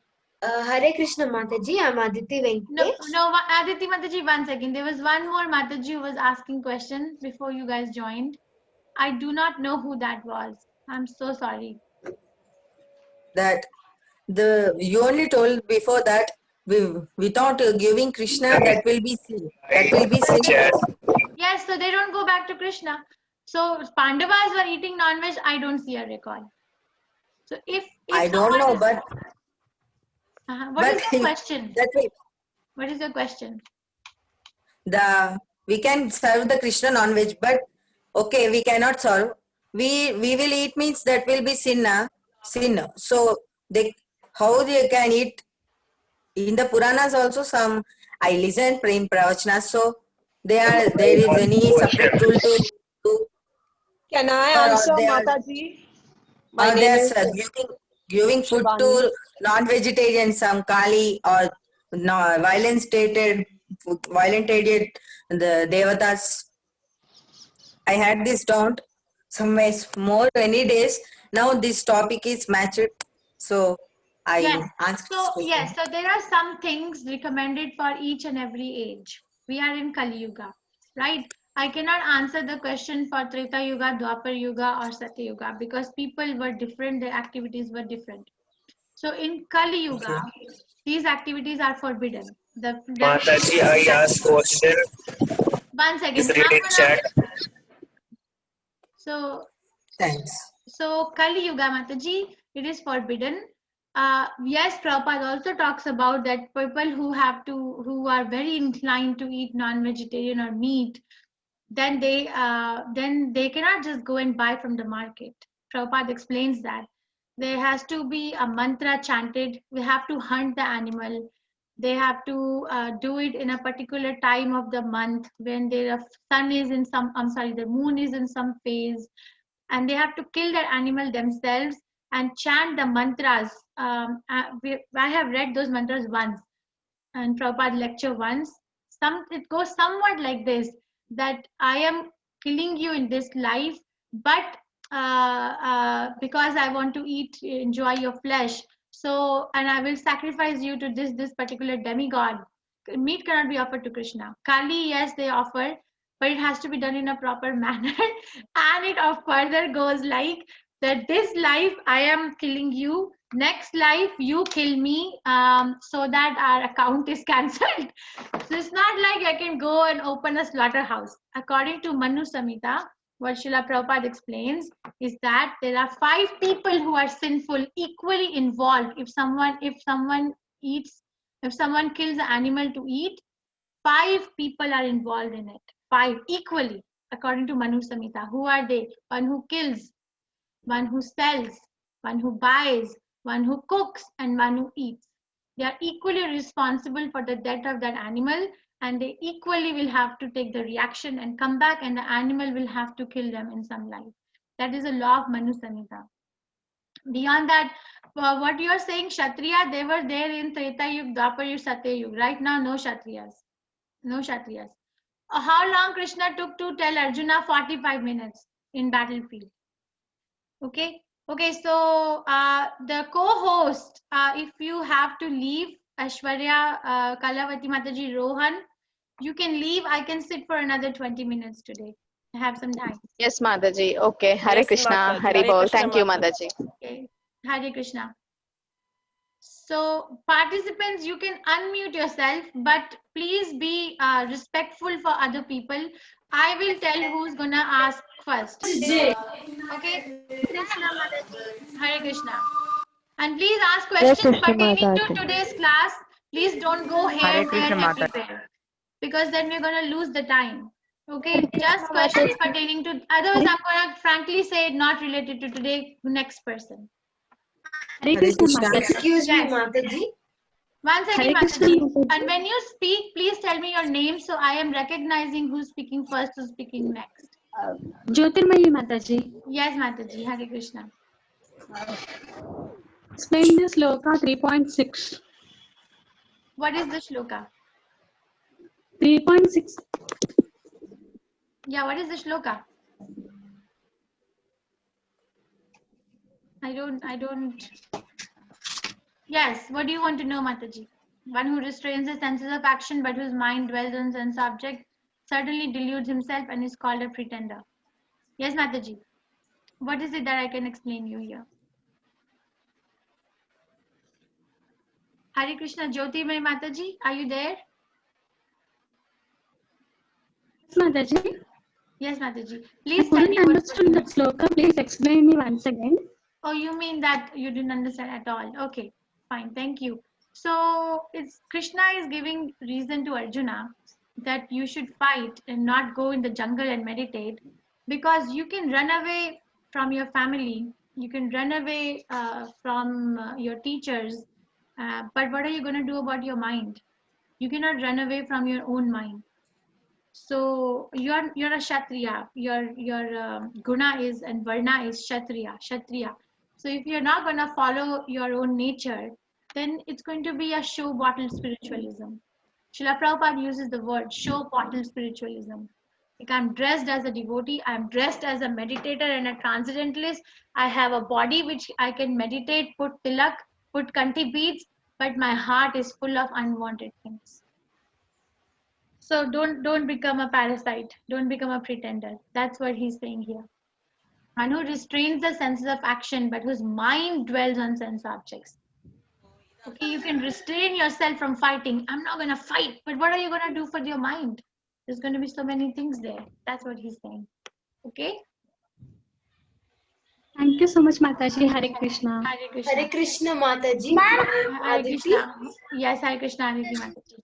Yes. I just wanted to know who is Vrishni. Who is what? Vrishni. Yes. So please ask me questions from this chapter. Please, I'm begging all of you, because it's my experience. I'm doing it. This is my 5th batch. You all go here, there, everywhere, and we lose the time. Vrishni is one of the Prajapatis. This is from Srimad Bhagavatam 4th canto. Is one of the Prajapatis. When Brahma was asked to populate the universe, he gave birth to Lord Shiva, Daksha, and from Daksha there were his two first sons. So Daksha gave birth to sons, and the hierarchy that comes from Daksha is Prajapati. So he's one of the first Prajapatis. Okay. Hare Krishna, Srimad. Thank you, Mataji. Hare Krishna. Who is the person speaking now? Yes, Mataji. Hare Krishna. I had one more question. Yes. That you told that the Krishna will be erase our unconcerned thoughts when we do the chant of Hare Krishna. Why Krishna is not doing without chanting? I didn't understand the question. Are you saying that I said that when we chant Hare Krishna, then what happens?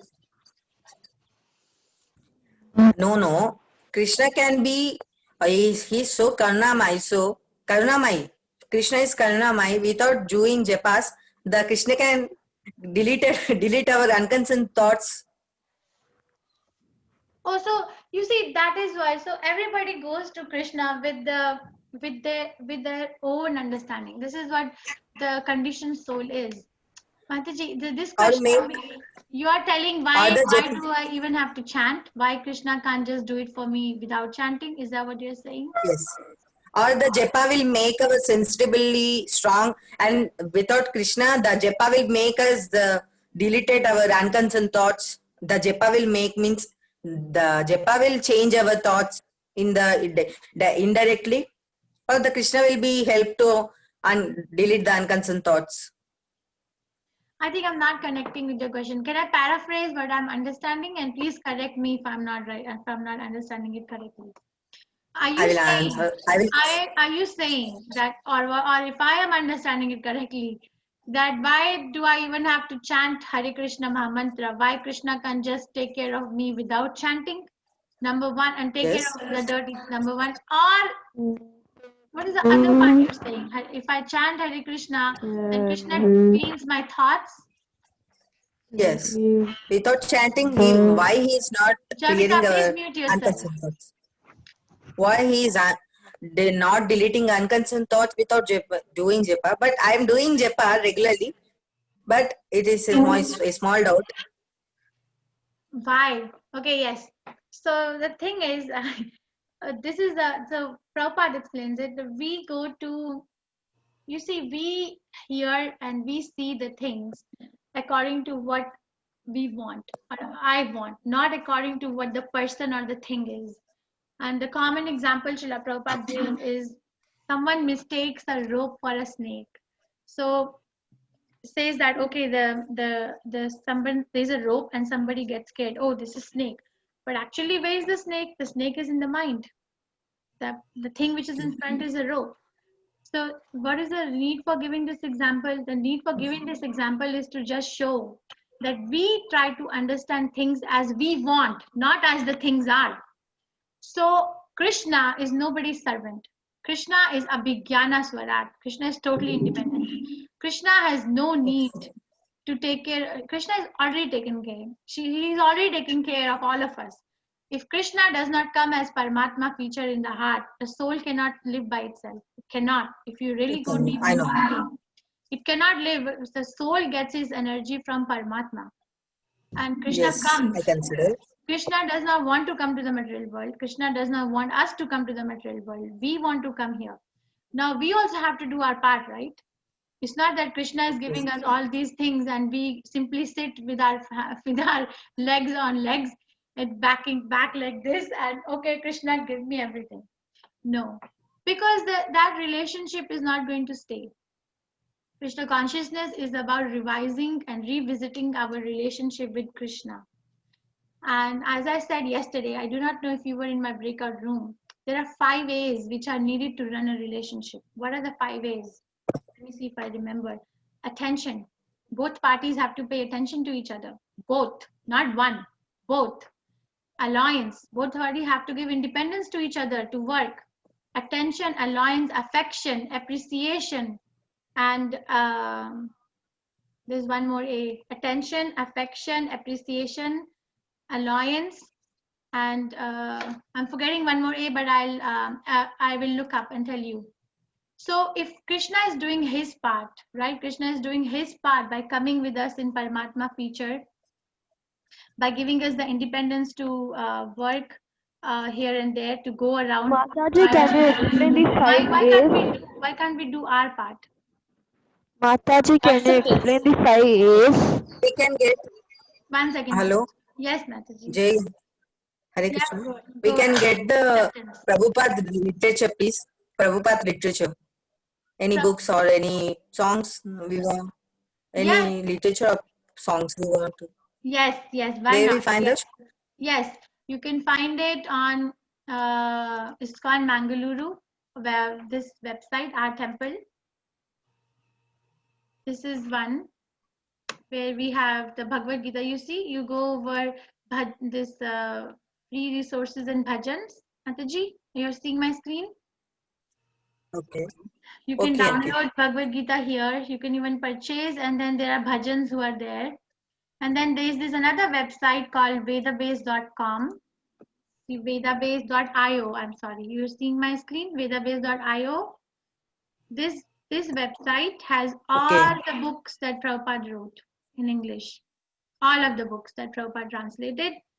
And if you want to hear Srila Prabhupada, then prabhupadvani.org. Do you see this website? Prabhupada's lectures, all the lectures on all the books. Go to transcripts. I'm happy to share all these resources in WhatsApp group. And then you can choose what book you want to hear. What I usually do is, right now I'm hearing Prabhupada reviews. So you can hear, read, download. If doesn't mind sharing our. Yes, I will share. In our group. Yes, I'll share. PDF or any audio. Thanks. I'll share. Thanks for listening and cooperating. Okay, thank you. You share the website in the group. Yes, I will share. Yes, Mataji. Hello. Yes. Yeah, this is Bharti. Hare Krishna, Mataji. Hare Krishna. Yeah, actually, I had this doubt about that tree which you explained earlier. The tree is like it's staying in one place for thousands of years because of some past karma, right? Yeah. Now we do eat so that means it has committed some sin, the soul. The degrees of lust. He's using that example. Krishna is using. See, there are the degrees of lust. You can see my screen.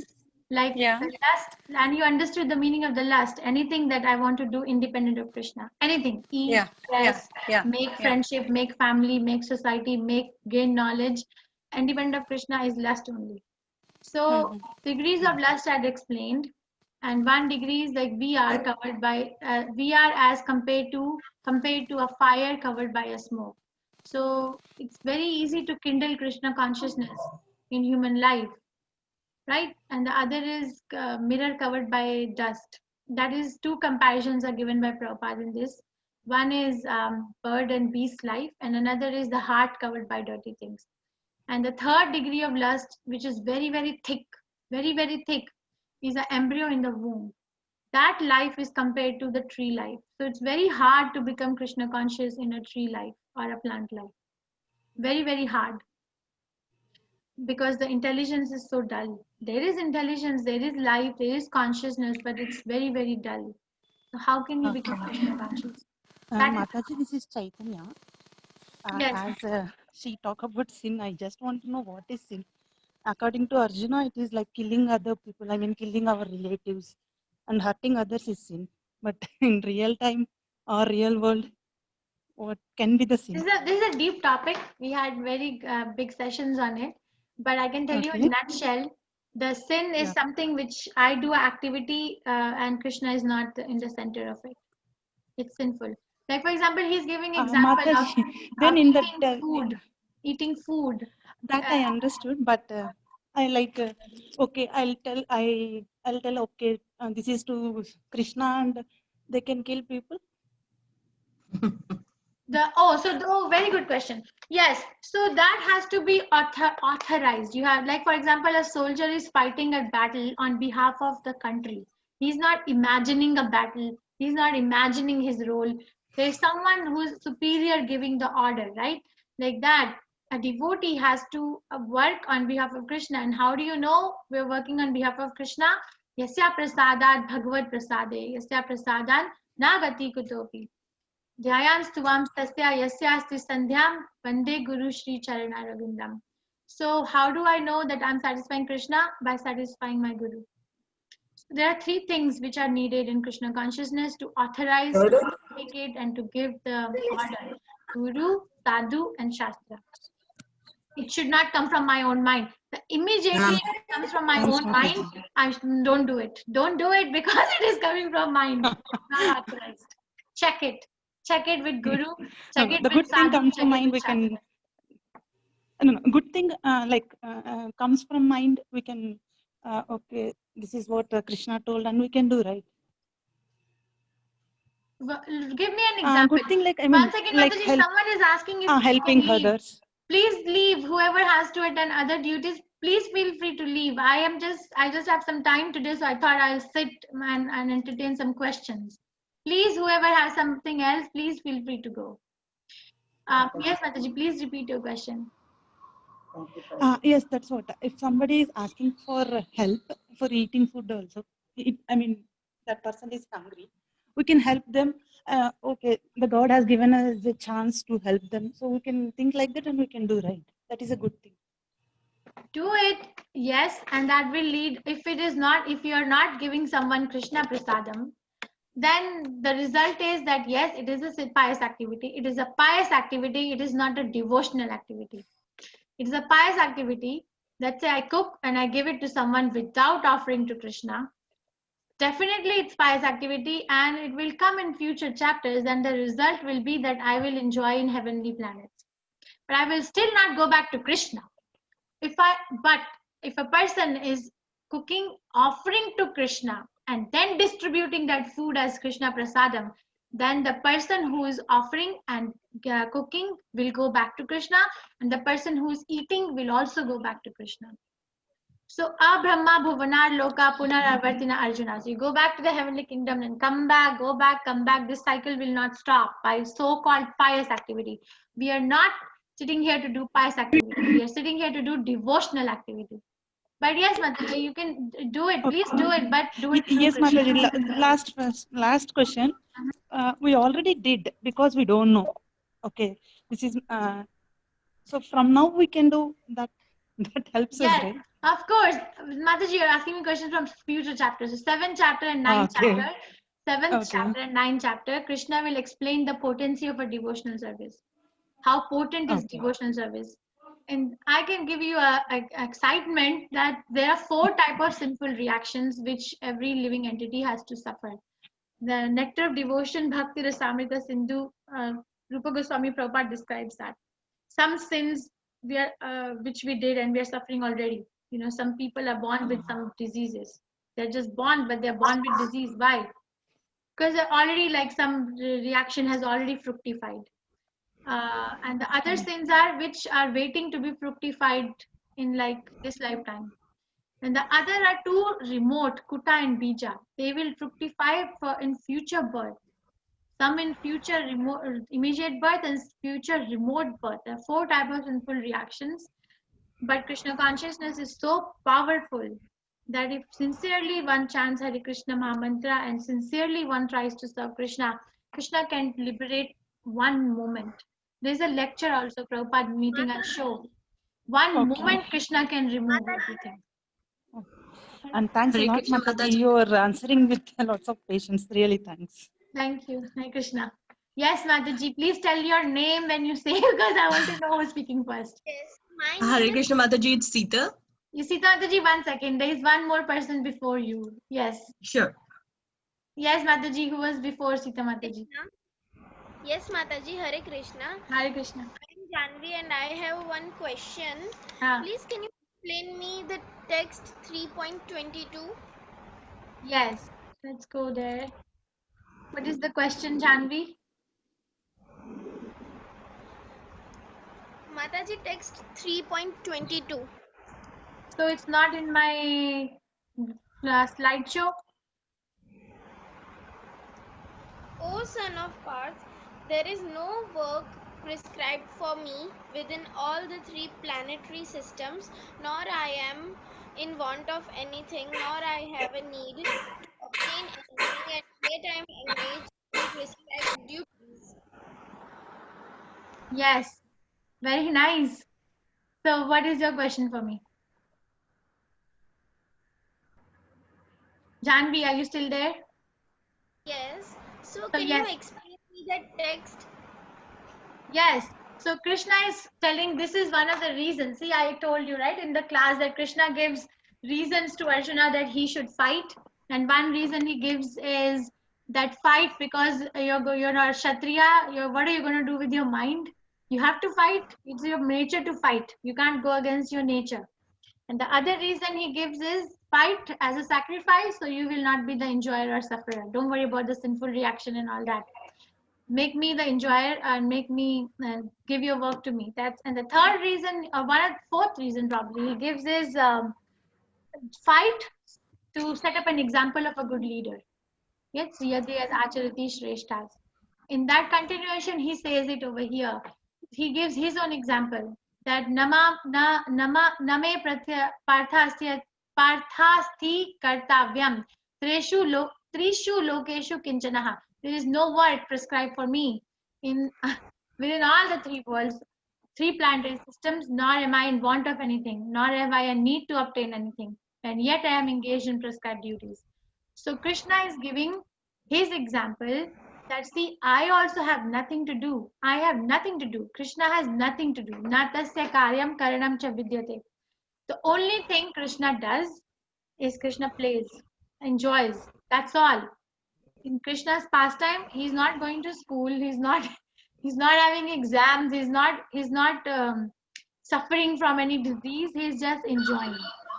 For Krishna to set up an example of a good leader works. He works, right? He comes, he kills the demons. He comes and takes care of the cows in Vrindavan. He goes to Sandipani Muni and gets the education in Gurukul. He marries 16,108 wives and he takes care of them perfectly well. He has 10 children from each wife and he takes care of them perfectly well. So he's working, right? But he says, actually, I have nothing to do, but I am doing it to show a good example to the society. Another example that Prabhu gives is, let's say you have a teacher in the class. Now the teacher has already graduated from her college, right? She is already educated, but she is teaching kindergarten students. Let's see if we can do it in a fun way. She's teaching kindergarten students how to write A. The teacher knows how to write big scholarly things, but what is she doing? She's teaching. I'm waiting for Microsoft to open, so I'm going to write with you.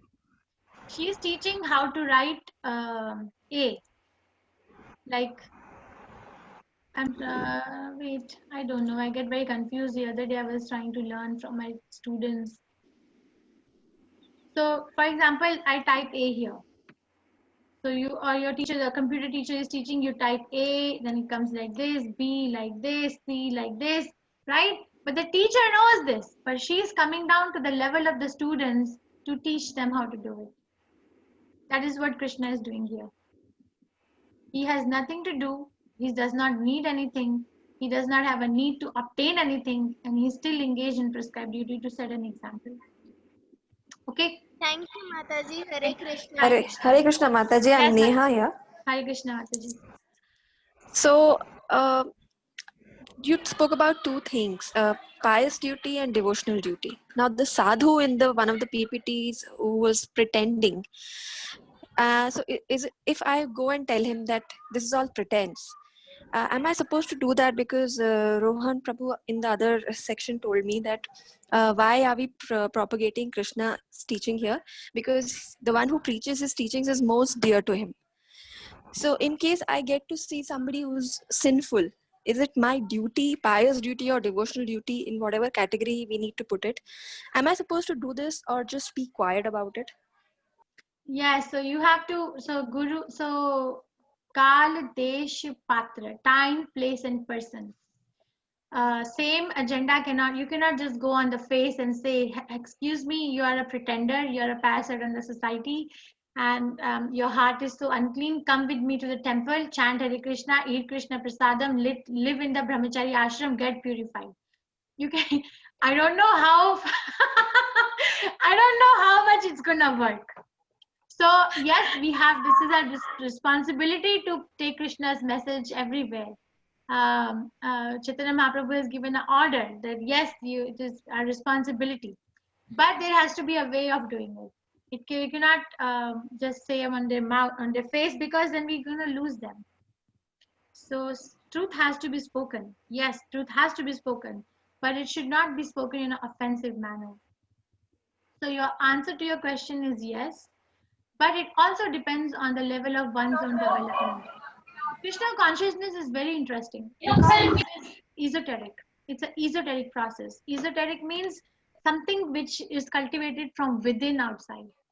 The world that we're living in is exoteric. For example, if I'm driving on the road and I'm not even looking anything to buy, but then the ad comes, the billboard is there on the highway, iPhone 12 Pro on sale. See, my mind gets the impulse now that, oh, this particular phone is the newest model and it's on sale already. I wasn't even looking to buy, but now I got the impulse. And now I will waste my time and energy to get something which I don't need. It's a want. So we are living in a world of exoteric process. Means you get the impulses from outside. Do this, dress like this, eat like this, look like this. But Krishna consciousness is esoteric. It's cultivated from inside out. So depending how strong one's preaching is going to be, is actually going to depend on how strongly that person is cultivating their own Krishna consciousness. Why Srila Prabhupada is so successful? Because he was pure. He was pure from within outside. His heart was pure. He was not, watching movies and serials when he was left alone. No. So it is very, our preaching are going to be effective. Krishna is going to give empowerment only if my own practice is pure. So I may go and tell other people, if I'm not doing it, it's not going to work.